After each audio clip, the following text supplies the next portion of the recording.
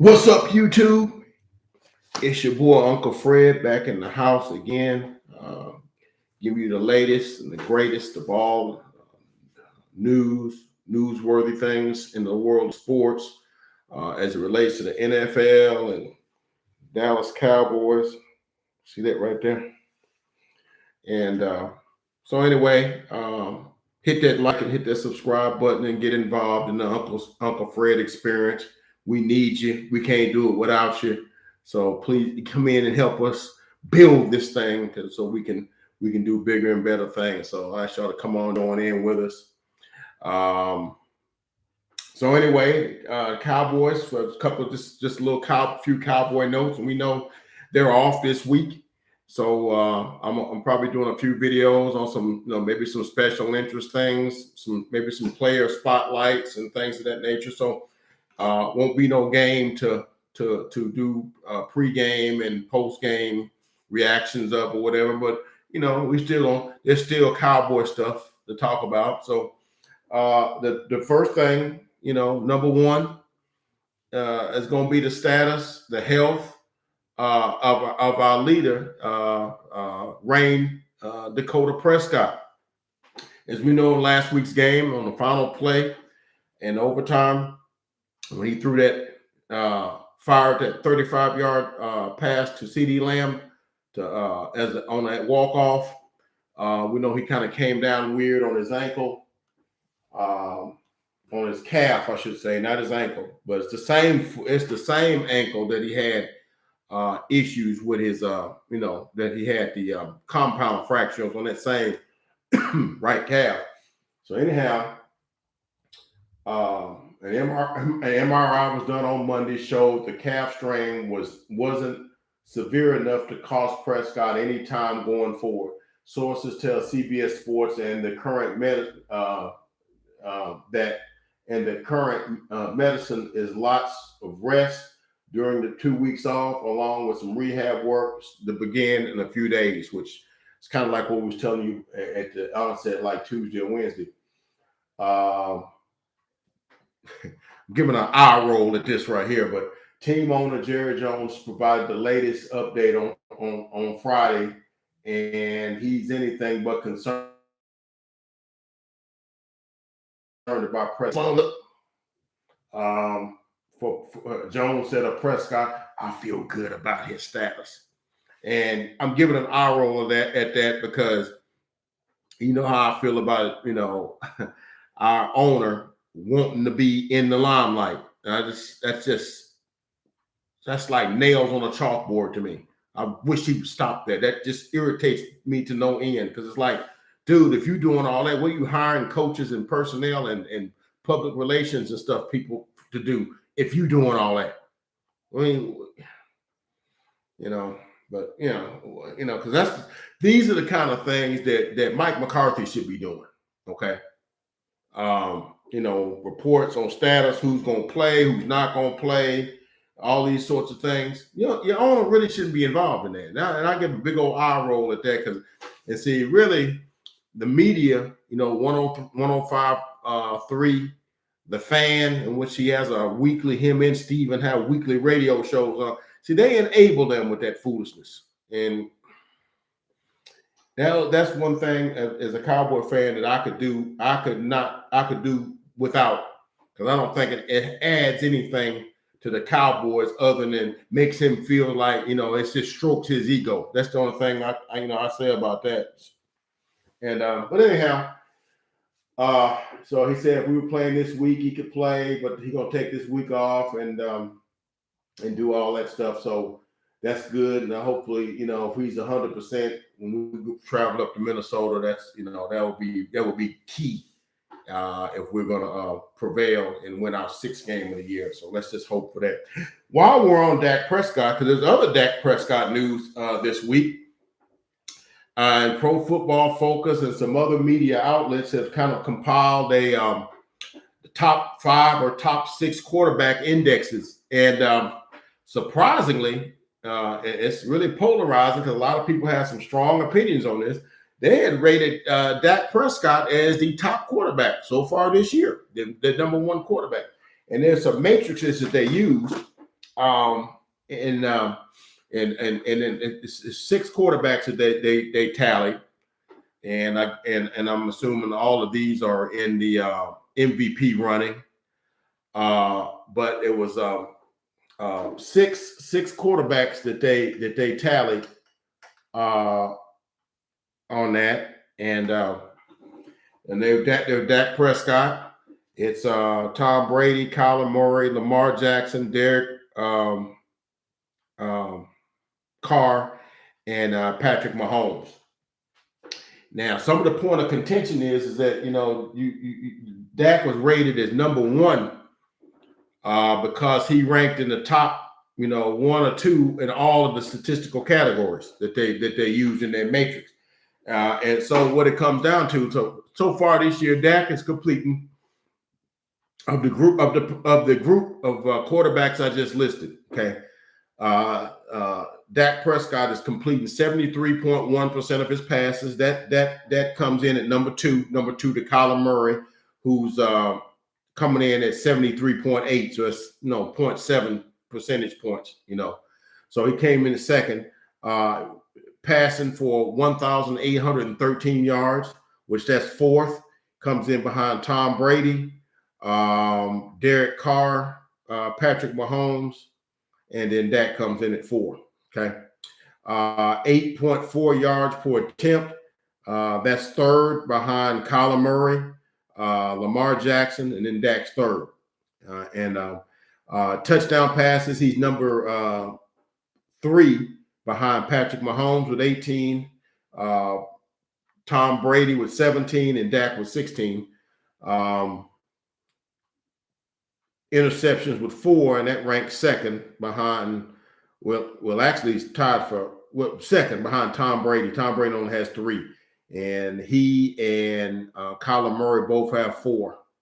Okay, and Derek Carr has 4. Patrick Mahomes has 8. He's behind. He's last. And then rushing, Dak really not a rush. He runs when he if on everybody breaks down, he'll take off running. So he's come sort of like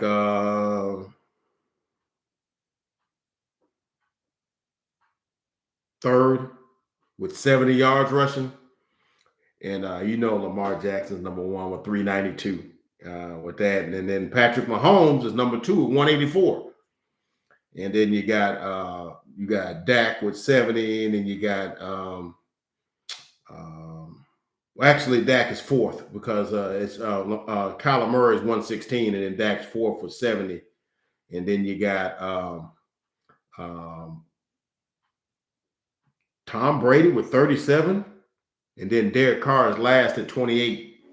So, all right.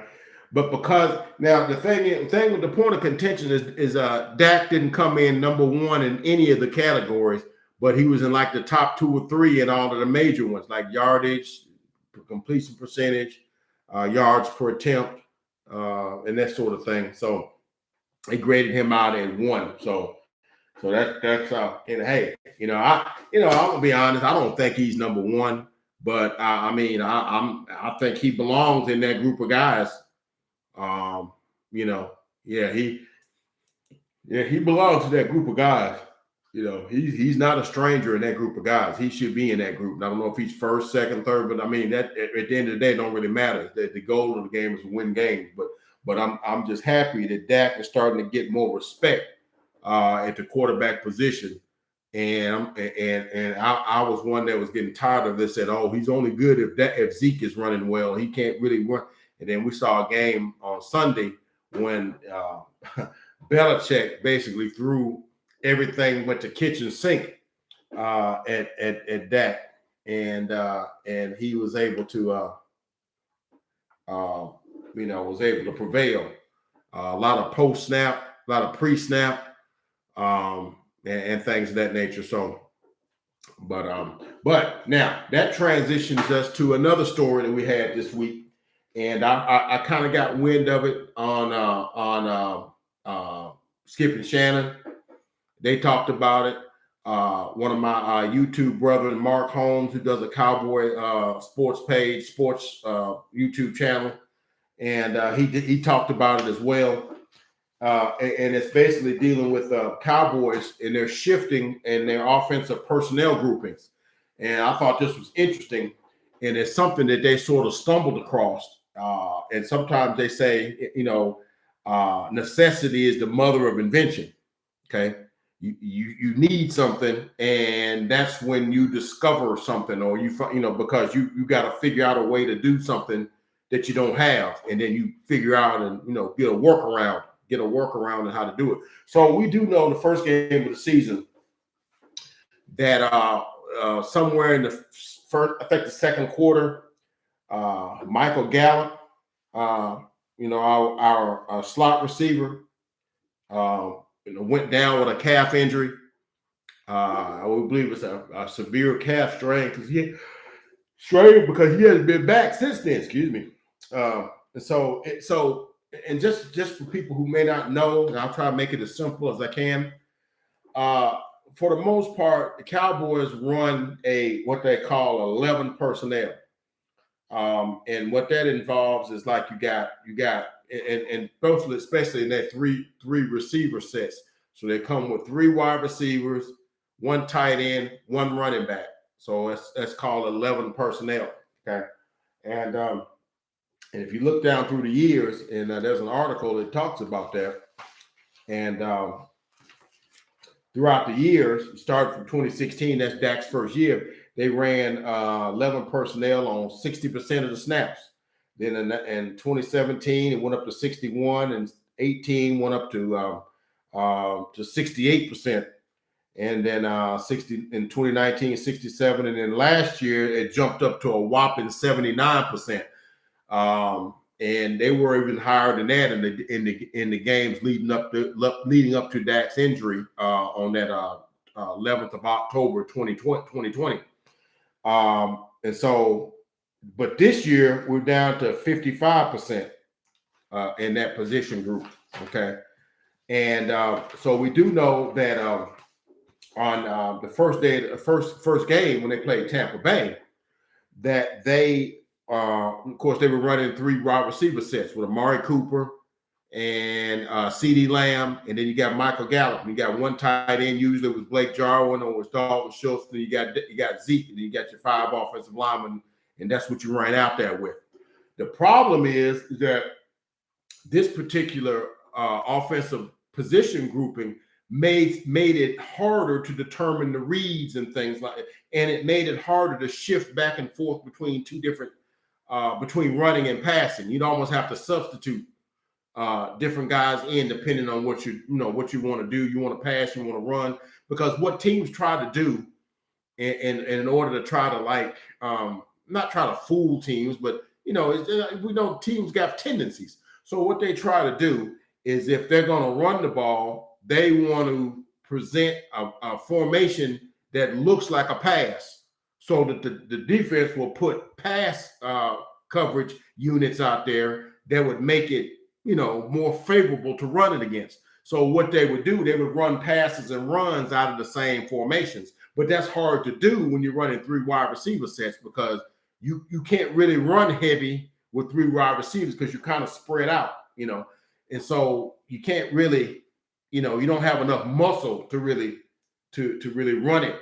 If you want to run it, now you can throw in it. You got receivers going all over the place. But if you was to try to mix it up, it would make it sort of difficult. So anyway, Gallup goes down, and so we was kind of fooling around with that. And I noticed, like in the second and third quarter, we kind of had some issues moving the football and stuff like. Then they kind of stumbled across putting 2 tight ends in, which that's a 12 position group. That's 12. That's 12 personnel. So basically, you got 2 receivers, 2 tight ends, and a running back. Okay. Now, it says here, the absence from the lineup since Dallas's first week 1 loss to Tampa Bay Buccaneers, that helped to create an offensive juggernaut. The Cowboys ranked 5th in expected points per play. That's another one of them next gen stats. And 1st in offensive success rate of 53.7.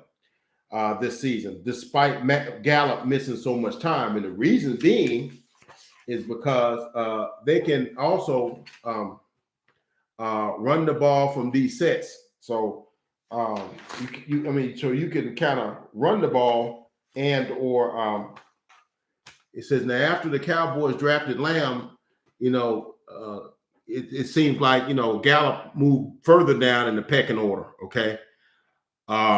And really, they drafted CeeDee Lamb kind of because they lost Randall Cobb. He chose to go to the Houston Texans, and he ended up going back to Green Bay. But then they ended up, replacing him with CeeDee Lamb, and that kind of slid Gallup to the slot receiver position. So after the Cowboys drafted Lamb, the team felt like 11 personnel was the ideal personnel group, and 3 wide receivers, a tight end, and a running back. This makes sense. The Cowboys have 3 top receivers and wanted to get them on the field, all of them on the field at the same time. It felt like that gave them an advantage. Okay, so before Prescott's season-ending injury in Week 5 of last year, the team used this personnel groupings on 79% of all of its snaps, which we just told you. But now Dallas is now down to 56% of those of its possessions are in the 11 personnel grouping, and now its offensive second most used personnel groupings is 12 personnel, which is 2 receivers, 2 tight ends, and a running back, which is now it's up to 33% through week 5. Last season, Prescott was at the helm. That mark was only at 12%. So they was only using that in 12%, probably on short yardage or something like that. Okay. All right. Now, so anyhow, what it was, I had my pages out of sequence. So anyhow, it just basically says no team has run more snaps with 2 tight end sets next to each other than the Cowboys, and they rank 4th in overall expected points. Another next-gen stat, expected points per drive or whatever. So it goes on to say Prescott doesn't have to be Superman on every snap. The offensive line is healthy. Dak is healthy. And there was an emphasis on running heavier to control defenses a little more. As a result, the Cowboys are 5-1. Okay? So what it really does, and I think I think the Cincinnati Bengals were the team that was using the 11 personnel the most. Now we're the top using the 12 personnel. And what that allows you to do, it allows you to be flexible. Your offense can be flexible, and you can run and pass almost equally at the same time, provided you got versatile tight ends. And I believe we have now. We don't have the best set of tight ends in the NFL. I think that might go to Cleveland with Austin Hooper and David Njoku. They probably got the best tandem of tight ends. But I like ours too. Okay, I think Blake Jarwin is probably one of the most athletic tight ends that we've got. And he's not much of a blocker, as we saw in that first game against Tampa Bay, which stopped when Zeke got stopped on that little shuffle pitch play from Dak. And he kind of just waved at the safety. Come on, dude, that's a safety. You got him beat by like 40 pounds. I mean, he's supposed to blast that guy in the ground. He's like 200 pounds. You like 250. Come on now. But anyhow, he's a heck of a pass catcher. We do know he's coming off of an ACL injury from last year in game 1 against the Rams. So, he may not still be back to his 100% self. Usually after those injuries, usually takes you about a year and a half to completely get over it. A year to get over it physically, then probably 4 or 5 months, 2, 3, 4 months or so to get over it from a mental perspective. So I'm expecting more out of Blake Jarwin. Remember my preseason Cowboy premiere, I said Blake Jarwin was going to be the breakthrough player of our season because I've seen him, run away from guys, and he's one of the faster guys on the team. That's been widely reported. But getting back to the story, what having 2 tight ends means that you can run or pass equally without having to change out your position groups. And so you can run hurry up and not have to substitute. because you can run or pass effectively from the same group. And play action is easier to do because you got tight ends in. And then if you want to, and I heard Shannon talking about it, they ran that in the 90s, in the early 2000s when he was with the Broncos, which they ran him out into receiver areas, out splitting them out wide, and which takes a linebacker with you. So if you take the linebacker out there with you in the space, that takes him out of the box. So you could actually run on that play. You got a lighter box because you really wouldn't want to put a safety on him, because you want to use them for your receivers, but whatever. But you're able to interchange between run or pass, and then on pass plays, you actually, if you wanted to, you could keep 2 extra blockers in. So it's almost like max protection. You got your 5 offensive linemen, and then you got 2 tight ends. So that's 7 blockers, that you got. And then you can slide your running back out of the backfield and on a wheel routes and stuff like that. So that's just different things you can do. And then it doesn't hurt that you got, good tight ends that are good pass catchers and get down the field and are athletic. And so, I think that's a good thing. And I think that's one of the reasons why offense is hard because it's hard to match up with it because you got 2 tight ends. The urge for the defense is to put big personnel in.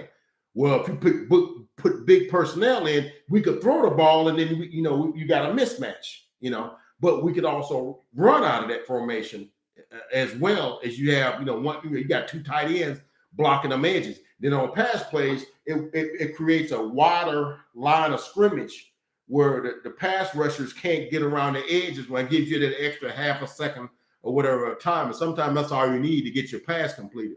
So it's just a best of both worlds. Certainly we would be definitely glad to get Michael Gallup back, because then you got Michael Gallup and CD and Cedric, and then you can run your 2 tight. It's always good to have all the options at your disposal. You can mix and match. But what I like about the 12 personnel grouping is you could run the whole offense and not have to make a substitution, except it's 3rd and 15 or something like that. You might want to, bring in a 3rd receiver, take a tight end off or whatever, and then it'll be 11 personnel. But anyhow, yeah. So, and that transitions us into what that has done in terms of this personnel grouping has made a I'm not going to say a star, but made a player of note out of Dalton Schultz. Now, I was touting Blake Jarwin early in the season, but it's really been Dalton Schultz that's been the tight end. And really, NFL.com has ranked him as the number 4 tight end in the NFL so far through 6 games.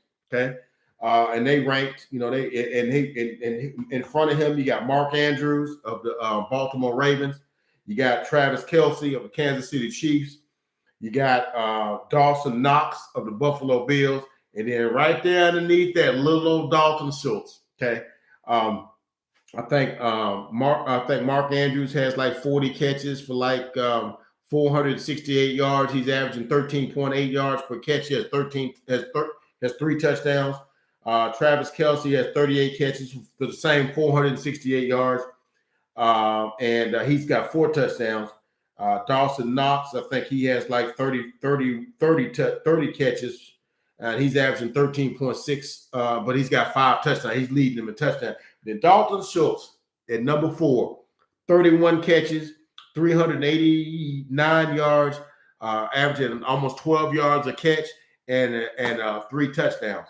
And when you look up his stats, he's projected to, and they do this on a lot of these sites. They do these projections on on players and things like that. And so that I'm gonna go ahead and pull it up just so y'all don't think I'm making up stuff. Your Uncle Fred don't be making up stuff. I hope y'all know that. Okay. Your Uncle Fred be, he be on point, with his knowledge. Okay. Dalton Schultz. Okay. He's projected right now to have 83 catches for 957 yards and 8 touchdowns. That's what his projections are. So he's projected to be, almost 1,000-yard receiver. So we could conceivably have 2,000-yard receivers, because Amari Cooper and CeeDee Lamb are both projected to have 1,000 yards. We could have 2,000-yard rushers. Right now, Zeke is projected to have like 1,300 yards, and Tony Pollard right at 1,000, and then 1,000-yard tight end. He got him at 957. But if he has a big game here or there, he could easily get up to 1,000. Now, he's the only tight end that has 6 catches in 4 of the 6 games and has had over 50 yards in 4 of the 6 games. Okay. And so hats off to Dalton Schultz. But that's a product of our 12 personnel groupings, because the tight end features more, because now you can't double everybody. And see, now the play fake is so important with this, because he can play fake like he's run blocking, and then just sneak down the seam, and for 8, 10, 12, 13, 14-yard receptions. And he's perfectly capable of doing that, and he's taking advantage of that. So that's why that transitioned into this. They're talking about Dalton Schultz, but hats off to Dalton Schultz and the Cowboys offense for making it. And since we're one of the few teams that run that, it makes it hard for other teams to match up with us. So I look for us when we go up to Minnesota to exploit their defense with them, and they got some good linebackers with Kendricks and Barr and Vigil, excuse me. They got some good linebackers and stuff. So we'll see how that works. But anyway, there's those things. Now the last thing we'll talk to you about, and I'm gonna be done, is that now I know when I come on here and I'm bemoaning the Cowboys and things about this, and most of you Cowboy YouTube people are just pom-pomming. Cowboys are the best. They're the best thing going. And don't get me wrong, I'm excited when the Cowboys are winning. They winning. Life is good. My life is good. My home life is good. Everything's good when the Cowboys win.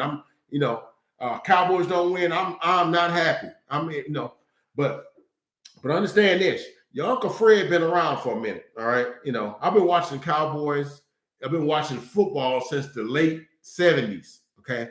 It's 2021, so I've been watching football for a while, before many of you guys been alive, okay? So I've seen a thing or two. I know a thing or two about a thing or two, all right? So remember a couple of weeks ago, I was saying, I love the Cowboys.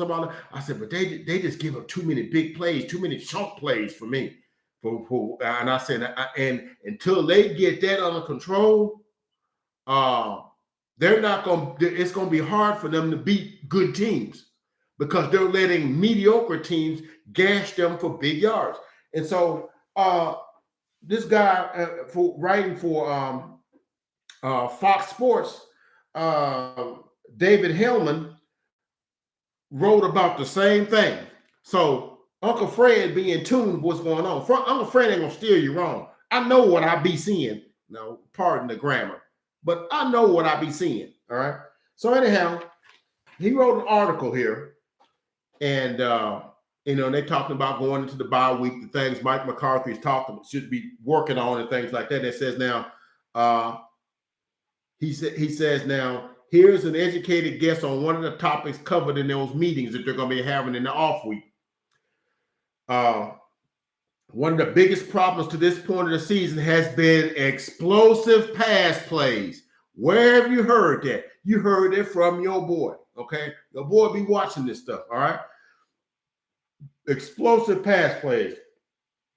It's been papered over so far by a staggering 14 takeaways, okay? And an impressive 7+7 turnover margin. What have I been telling you about turnovers? Turnovers are like icing on the cake. It ain't the cake, it's icing. You don't take icing by itself. I don't see nobody going sitting in front of the TV with a spoon just eating icing. That's diabetes central. You're not wanting to do that. But icing on a cake, yeah, adds to the cake, makes the cake more tasteful. Okay. But turnovers should come as a result of good, solid, fundamental defensive plays. What do I mean? You're getting a good pass rush, okay? And the guy has 2 seconds shorter to throw the ball, so he throws it in a hurry, and it's a little off. And that allows the defender to either break the pass up or intercept it. Or you're running the ball through the middle of the field, and he gets hit, and the ball comes out. That's a caused fumble caused by sound fundamental principles, okay? So anyhow, NFL parameters for explosive plays can vary from team to team and from outlet to outlet. But for the purposes of this story, we'll define an explosive play as a gain of 20 or more yards. Okay, so that's the baseline that they're using for this study, or for this theory here. A pass play of 20 or more yards is considered a chunk play or an explosive play. We call them chunk plays. That's a big chunk. Okay. So by those parameters, going off that definition, the Dallas Cowboys defensive unit has allowed a whopping 27 such plays. 27. You haven't played but 6 games. All right.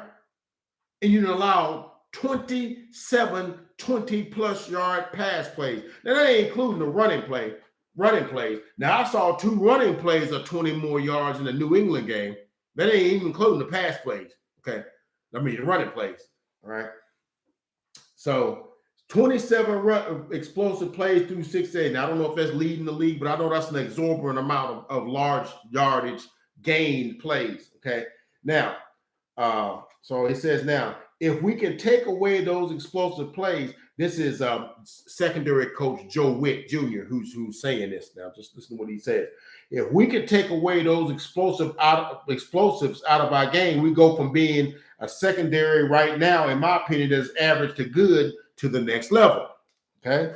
Now, goes on to say, there was questions as well. What do you think it is? Is it communications errors? He said, well, they probably had that in the first game because it's the first game of the season, and as a result of that, they gave up a 47-yard play to Antonio Brown in the first game. There was deemed a communication problem where I thought we was a zone, I thought we was a man. Oh, I thought I had this guy. I thought I had the deep third. I thought you had the deep third. That kind of thing. Communication issues. But that happens in your first couple of weeks, especially first game. That's just everybody's still trying to figure out what they're doing. New defensive coordinator, probably about 8-9 new players on defense. Starters and reserves. That so that's to be expected.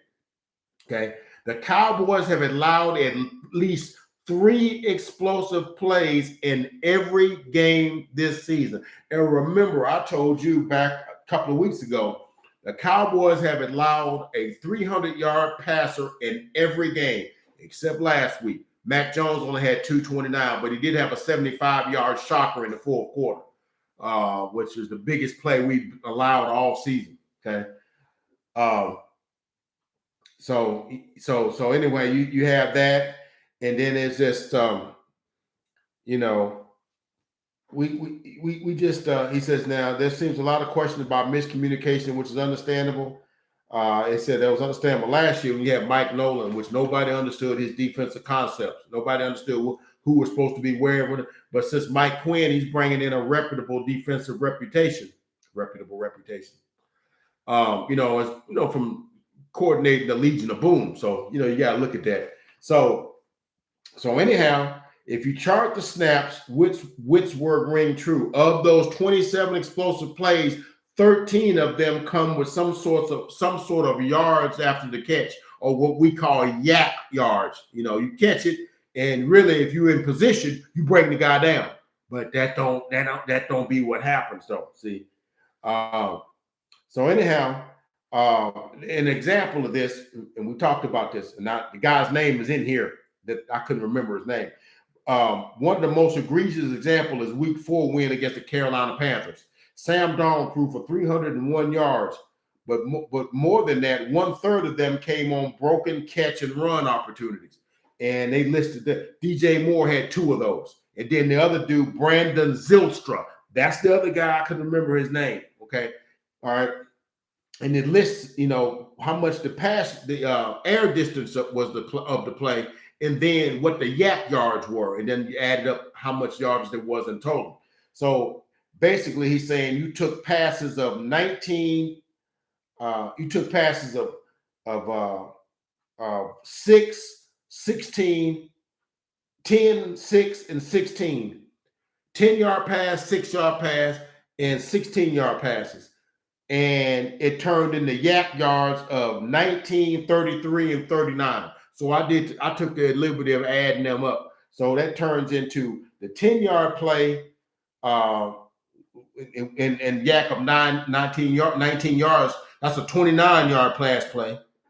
The 6-yard play with a 33-yard. And I remember that one. There was DJ Moore catching Elton over the middle, putting his hand down and reverse pivoted, and then went down the sideline for 39 yards. Okay. 33 yards. So that resulted in a 39-yard completion. Okay. And then the one Zylstra did in the 4th quarter on Anthony Brown, he caught a 16-yard and then spun off of him and went down the left sideline for 39 yards. That's a 55-yard gain. All right. So you got a 29, a 39, and a 55-yard gain on 3 plays, which comes out to 123 yards. He only threw for 300 yards. So that's almost a third of his yards came on 3 plays. Okay. And I took the liberty of watching. And then there was other games too. Dallas Goedert and Zach Ertz, who now doesn't play for the Eagles anymore. In the game 3, when we played the Eagles, they had 55 yards of catching yak yards. And then week before last against the Giants, Kadarius Toney had 2 plays covering 40 yards. And so yeah, we can't really give up that. He goes on to say in his interview that we can't just rely on turnovers. Turnovers really don't. You got to get those numbers down. Okay, and it's like I've been telling you all along. We ain't really played no offensive juggernauts other than Tampa Bay. All right. We ain't played no offensive juggernauts. Now you can say, look, the Chargers are sort of a juggernaut, but they can be had. We saw that last week. But, the Eagles aren't a juggernaut. The Panthers aren't a juggernaut. The Giants darn sure aren't a juggernaut. And the Patriots aren't a juggernaut. But in them games, we gave up like about 18 chunk yard plays in them 4 games, okay, against mediocre at best wide receiver groups. All right. So, like I said, when we get to playing the DeAndre Hopkinses, the Christian Kirks, the AJ Greens, the Cooper Kupps, the Robert Woods, and those guys, and the Tyler Higbees, those guys, and what we're gonna do with those? We played some of the Travis Kelce's and the Tyreek Hills. We play those guys, okay, and you playing a Super Bowl winning quarterback, So yeah, we better get that tightened up. Like I said, I'm happy. I'm gonna be happy for the Cowboys as much as I can, but I see little things in there that we got to get better at, or it's going to be. And like I said last week when we went for it on 4th down in the 1st quarter on our own 34, I said I understand what Mike McCarthy is saying. We're better when our offense is on the field because our offense chews up the clock and we score, and it puts the other team in a different perspective. That's why he rolled the dice on that. So I definitely understand why he did it. It's sort of reckless. It's sort of almost irresponsible. But I get why he do it, because this defense gives up big plays, and we got to stop that. We got to fill the gaps on running plays, and we got to be sound in our coverage game. We can't rely on making gambles, getting picks. Gambling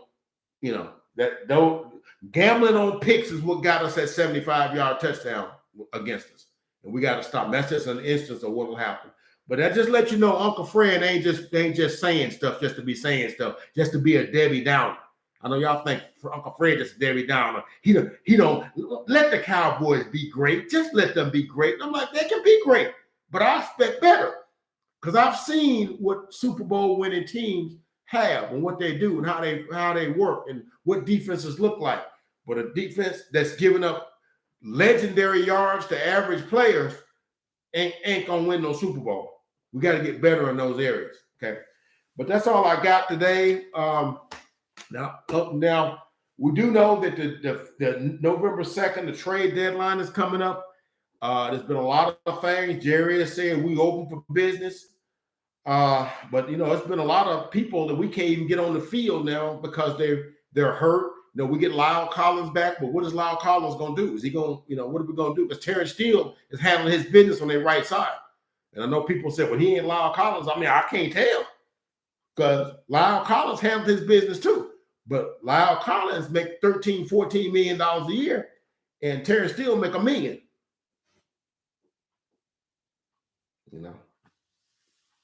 There's a reason why he's risking it all to try to hurry up and get back. I'm like, dude, take your 2 games. He's like, no, Terrence Steele gonna make them want to not keep me because I'm making $15 million. And you know what, man, I'm all for dudes making their money, but we are in a salary cap league, and and then there's been talk about Michael Gallup, because he's in a contract year and he's missing half the season, it would appear. And, he's going to want, $12, $13 million a season. That's what receivers like. He's going to want what Golladay got for the Giants. That's about the same region of money. He's going to want that kind of money. And, we really not. I mean, we're paying Amari 20. We might have to come back and get some of that from him and spread that out some, so we can, get some relief.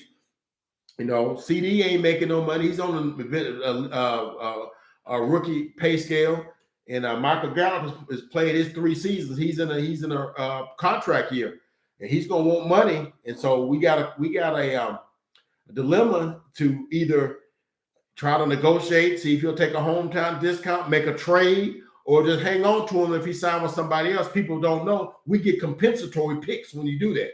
Depending on how much money he signs for. He could sign with, say, the Raiders or somebody like that, and for, maybe like $12 million, and that might result in us having an additional 3rd round pick. Now, that may not seem like much, but it's a pick that we could use, and sometimes them 3rd round picks end up being great players. You never know. Diggs was a 2nd round pick. Nobody knew he was going to be this good, so. But anyway, that's all I got for today, and our Cowboys news. I try to keep you abreast, up to date, and abreast of all the stuff that's going on. And we, like I said, we got no game this week, so I'm gonna be back talking about. I think I'm gonna do a spotlight on a couple of players, give you some insight on them, what they're doing, and stuff like that. One of them I'm thinking about doing one on is Randy Gregory, because I've been really impressed by what he's been doing this year, what he's had to overcome. So I'm thinking about maybe doing a video on Randy Gregory and his bounce back from what he's overcome with substance abuse and other things to come back. And he's playing a very good season this year. He's got about 5 sacks and a lot of pressures. He's been one of our better defenders this year. So, but that's all I got for today. And be looking for some additional spotlight videos as we have no game this week. I gotta occupy y'all's time with something, But anyway, Cowboy fans, where y'all at? All right. Uncle Fred out.